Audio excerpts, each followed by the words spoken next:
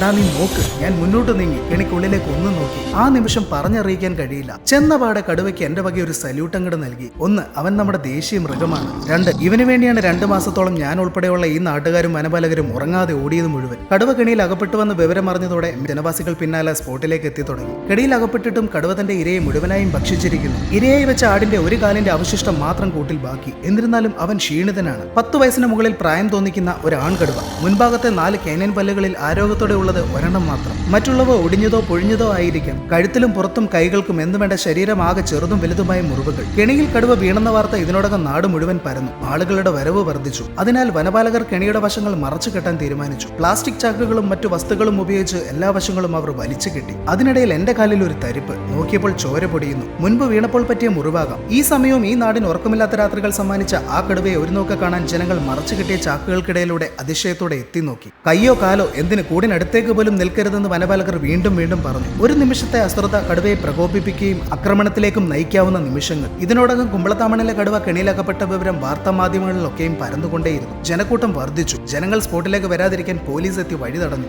ഇനി ആരെയും അതുവഴി കടത്തിവിടില്ല. റോഡിൽ എത്തിച്ചിട്ട് കടുവയെ കാണിച്ചു തരാമെന്ന് ജയൻ സാർ പറഞ്ഞതോടെ ജനങ്ങൾ സംയമനം പാലിച്ച് റോഡിൽ തന്നെ കാത്തുനിന്നു.